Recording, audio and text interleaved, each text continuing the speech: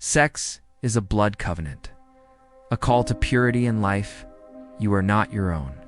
You were bought with a price. Therefore, glorify God in your body. 1 Corinthians 6:19-21. The sacred mystery of sexuality. Listen, brother and sister, sex is not just pleasure. It is not mere fun or casual connection. It is a sacred covenant, a union designed by God Himself.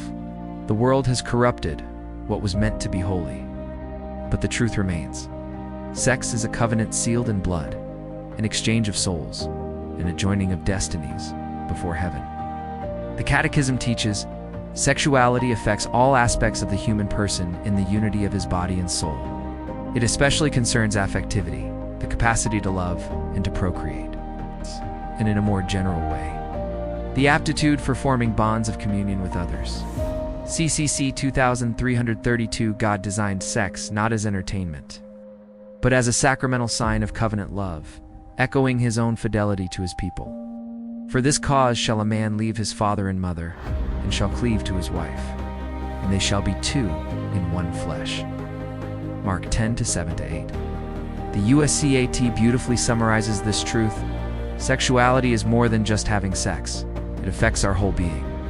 It is a language of love that must not be spoken except in the truth of total self-giving. YOUCAT 402. The blood of covenant, the sacred design, the very structure of the woman's body speaks covenant. The presence of blood at her first union is not an accident of biology, it is divine symbolism. God placed it as a seal of sacredness, a reminder that sexual union was always meant to be a blood covenant. Much like the covenants God made with His people throughout salvation history, marriage honorable in all, and the bed undefiled. For fornicators and adulterers, God will judge. Hebrews 13:4, DRB. In the Old Testament, every covenant was sealed with blood. Abraham's covenant, the Passover, the sacrifices of Israel. Likewise, in the New Covenant, Christ sealed the eternal bond between God and man through His precious blood.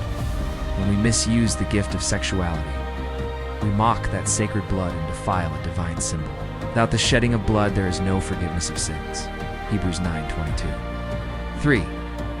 Sex is never just physical. Modern culture tells us it's just sex, but that is the greatest lie of the enemy. Every act of sexual intimacy creates a spiritual and emotional bond.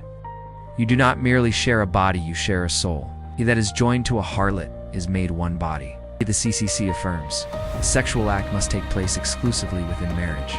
Outside of marriage, it always constitutes a grave sin and excludes one from sacramental communion. CCC 2390. When two people unite outside of marriage, they form an unholy tie that binds them to confusion, shame, and spiritual weakness.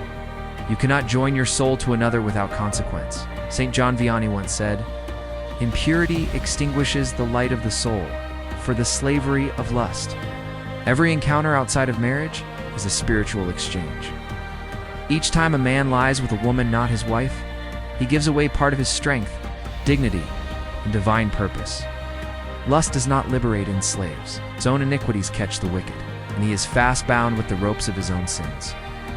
Proverbs 5:22 DRB YOUCAT 406 reminds us. The virtue of chastity means the successful integration of sexuality within the person, and thus the inner unity of man and his bodily and spiritual being.